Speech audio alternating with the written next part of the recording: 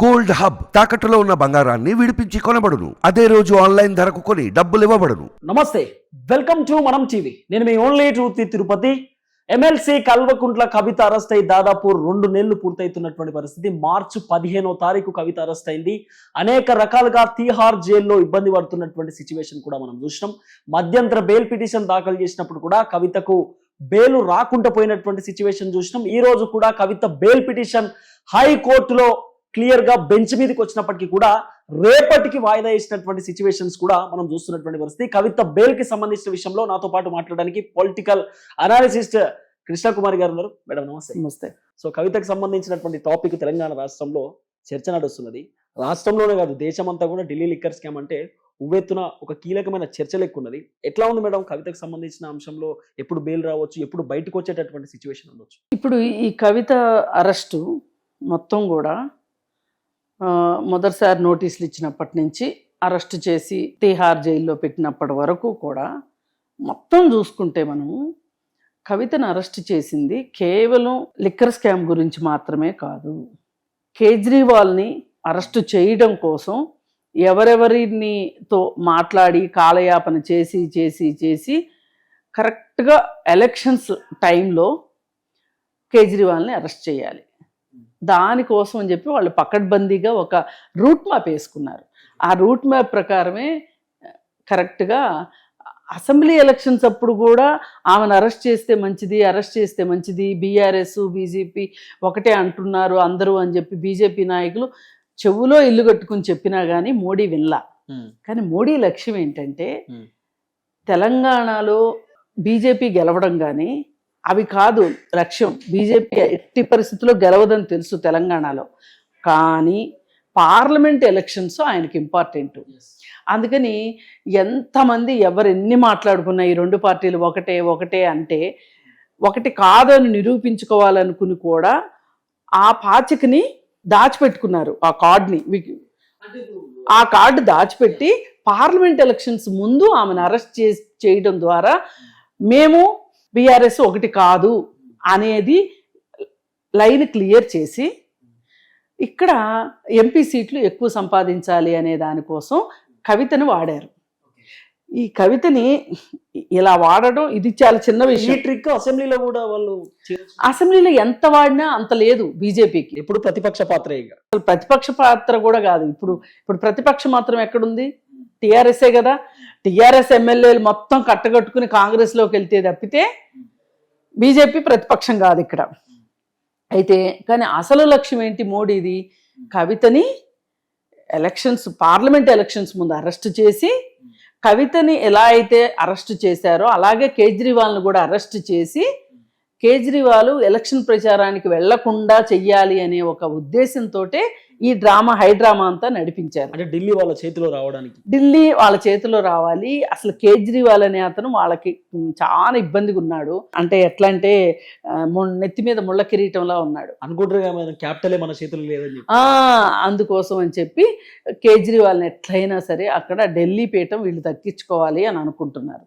ఆ ఉద్దేశంతో వీళ్ళు ఈ విధంగా పాచికలు వేశారనమాట. అసలు మామూలుగా ఎప్పటి నుంచో కేజ్రీవాల్ ప్రభుత్వం మీద ఏదో ఒకటి చేయడం కోసమే ఈ లిక్కర్ స్కామ్ని అసలు మొత్తం ఈ లిక్కర్ స్కామ్ ప్లాన్ మొత్తం బీజేపీదే. కవిత కేవలం ఒక పావు మాత్రమే.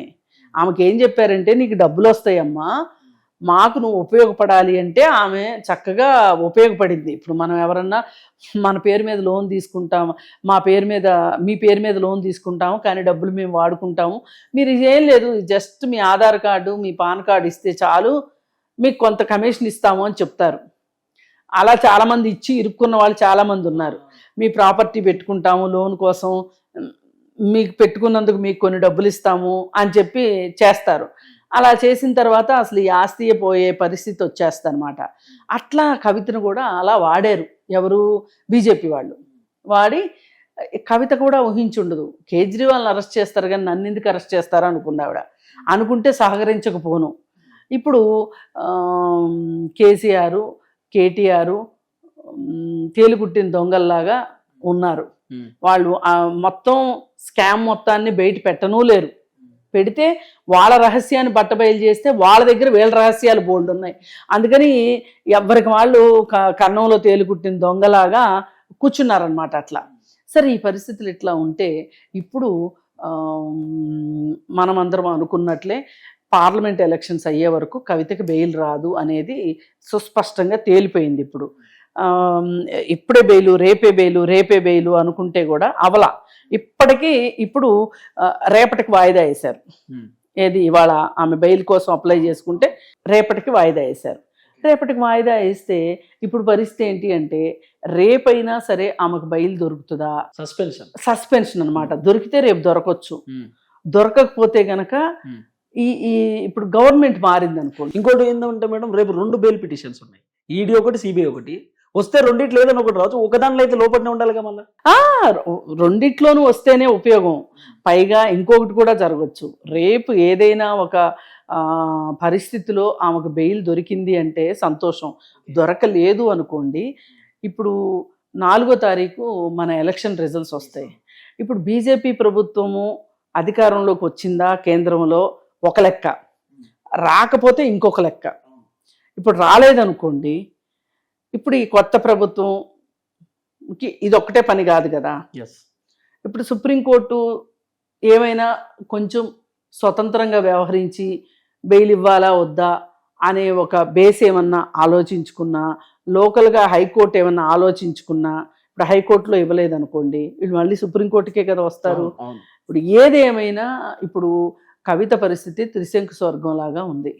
ఆమె అరెస్ట్ బెయిల్ రాదు అని చెప్పట్లేదు, వస్తుంది అని చెప్పట్లేదు. ఆమెను మధ్యలో పాపం ఆ కల్వకుంట్ల కుటుంబం మొత్తానికి ఆమె బలైందని చెప్పుకోవచ్చు. ఇప్పుడు కేసీఆర్ అవినీతి చేయలేదా?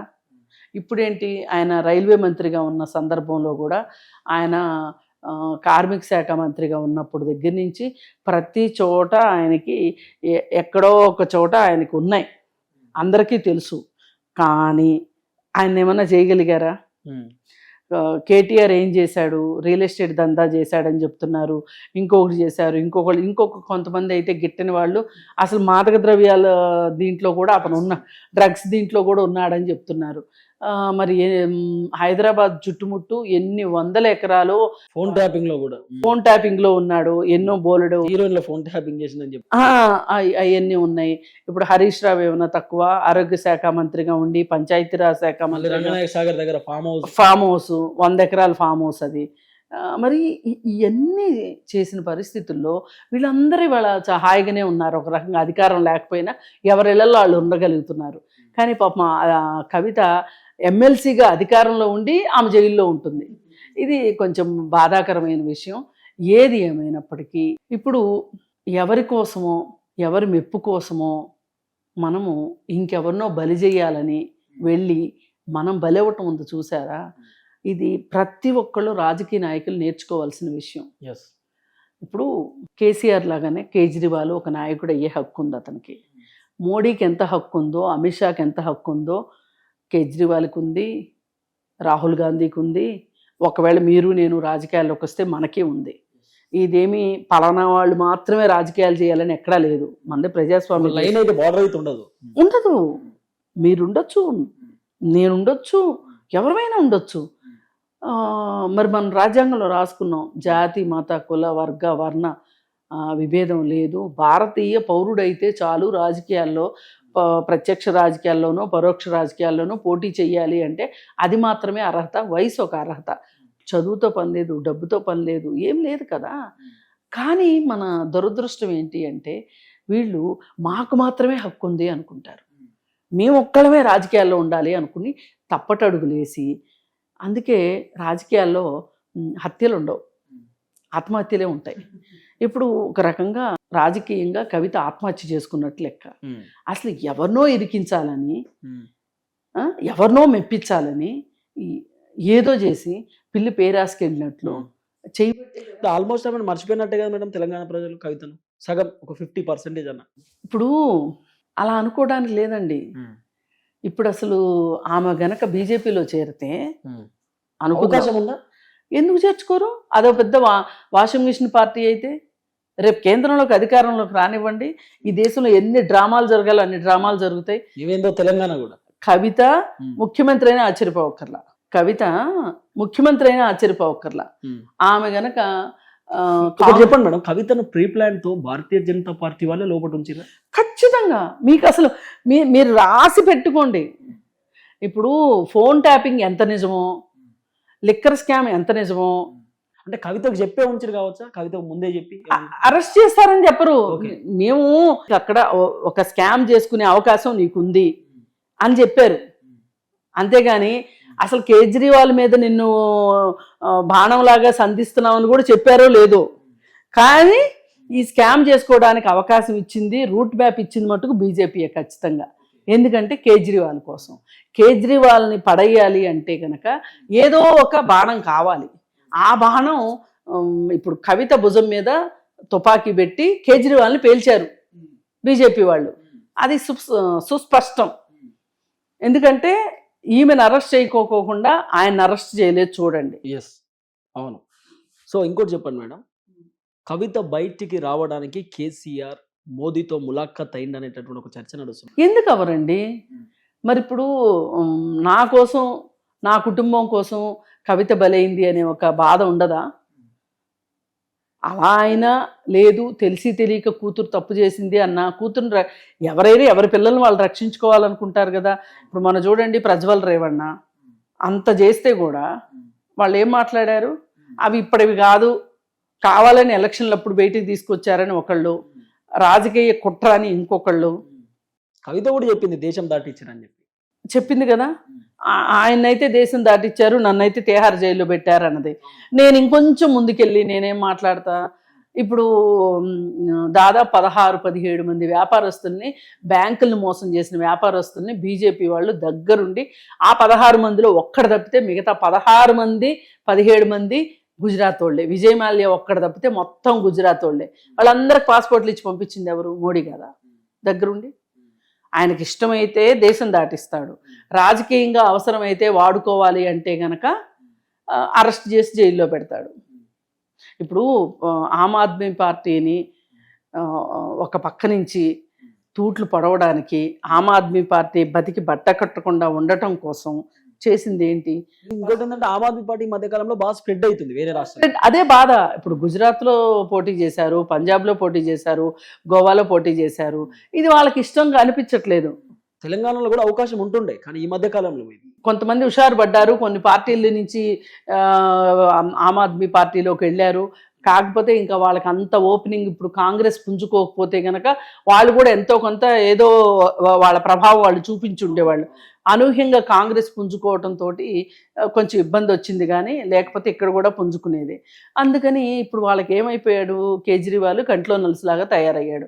అందుకోసమే వాళ్ళు చేసిన ప్లాన్ ఏంటంటే, ఇంక ఇట్లా కాదు, ఈ కేజ్రీవాల్ని ఎలాగే ఉపేక్షిస్తే మనకి అడ్డం పడతాడు, అందుకోసం అని చెప్పి రేపు పొద్దునే ఒకవేళ అతను ప్రధానమంత్రి అయినా ఆశ్చర్యపోవక్కర్లేదు అనే ఉద్దేశంతో కేజ్రీవాల్ని జైల్లో పెట్టించి, కేజ్రీవాల్నే కాదు అంతకుముందు వాళ్ళ డిప్యూటీ సీఎంని లోపల పెట్టించారు, అంతకుముందు ఇంకొక మంత్రిని సీఎంలో జైల్లో పెట్టారు. సంవత్సరంన్నర తర్వాత అతనికి బెయిల్ ఇచ్చారు. ఇంకా డిప్యూటీ సీఎం లోపలే ఉన్నాడు. మళ్ళీ పైగా స్వాతి మలేవాల్ అని చెప్పి ఆప్ ఎంపీ ఉన్నారు, ఆవిడతోటి అంతర్గతంగా కుమ్ములాట్లు వచ్చేటట్లు చేసి కేజ్రీవాల్ పిఏ నన్ను కొట్టాడు అని చెప్పి ఆవిడతోటి కేసు పెట్టించారు. ఇప్పుడు ఆవిడ ఏం మాట్లాడుతుంది? పూర్తిగా ఆపుకి వ్యతిరేకంగా మాట్లాడుతుంది. అలాగే చాలామంది జర్నలిస్టులు కూడా నిన్న మొన్నటి దాకా స్ట్రాంగ్గా మాట్లాడుతున్నారు. వీళ్ళు ఎంతో కొంత ప్రజాస్వామ్యం గురించి, వీటి గురించి, అంటే కొనేసిన మీడియాని మొత్తాన్ని కొనేసారు, అది వేరే విషయం. ఇంకా కొంతమంది ఉన్న వాళ్ళను కూడా వాళ్ళని నయానో భయానో బెదిరించి వాళ్ళ పలుకులు పలికేలాగా చేసుకుంటుంది బీజేపీ. అందుకని ఏంటంటే బీజేపీ అన్ని రకాలుగా రాజకీయంగా కాళ్ళకు అడ్డం పడే వాళ్ళని, లేదు అనుకుంటే కనుక వాళ్ళ పారిశ్రామికవేత్తలకి ఇబ్బంది కలిగించి కేసులు వేసే వాళ్ళని, అలాగే కాంగ్రెస్ ఎప్పటికైనా శత్రువేనని చెప్పి పూర్తి స్థాయిలో కాంగ్రెస్ మీద ఒక రకమైన చూసి కాంగ్రెస్ని ఎట్లయినా సరే నేలమట్టం చెయ్యాలి, అసలు ఈ దేశంలో కనిపించకుండా చెయ్యాలి, అసలు కాంగ్రెస్ ఆనవాళ్ళు దేశంలో లేకుండా చెయ్యాలనే ఒక కుట్ర మోడీ ఎప్పటి నుంచో చేస్తున్నాడు. పైగా ఇండియా కూటమిలో చేరే పార్టీలు ఎవరెవరైతే ఉన్నారో వాళ్ళందరి మీద ఈడీ రైట్స్, ఐటీ రైట్స్ చేయించి వాళ్ళందరూ కనీసం తన కూటమిలోకి రాకపోయినా పర్వాలేదు, ఇండియా కూటమిలోకి వెళ్ళకోకుండా నోరు మూసుకుని కూర్చునేటట్లు, రేపొద్దున వాళ్ళకి ఎంపీలు వస్తే కూడా ఆ ఎంపీలు కూడా తనకే చేతులు ఎత్తేలాగా మోడీ చేసుకున్నాడు. ఇన్ని చేసుకున్నవాడు ఒక కవితని అరెస్ట్ చేసి జైల్లో పెట్టించలేడండి రాజకీయ లబ్ధి కోసం. ఇది కేవలం రాజకీయ లబ్ధే, వేరే ఏం లేదు. ఇప్పుడు చూడండి, ఆంధ్రాలో చంద్రబాబు నాయుడికి ఇష్టం ఉన్నా లేకపోయినా కూటమిలోకి తీసుకొచ్చుకున్నాడు. అలా అని కూటమిలోకి తీసుకొచ్చుకుని కూటమి కోసం ఏమన్నా పనిచేశాడా మోడీ అంటే జగన్మోహన్ రెడ్డికి పనిచేశాడు మోడీ. అంటే ఈయన ఉద్దేశం ఏంటంటే కూటమిలో ఉన్నాడు కాబట్టి చంద్రబాబు నాయుడు తన కిందే ఉంటాడు, అలాగే జగన్మోహన్ రెడ్డికి సాయం చేసి జగన్మోహన్ రెడ్డికి ఏమన్నా ఎంపీ సీట్లు వస్తే వాళ్ళు చేతులు ఎత్తుతారు.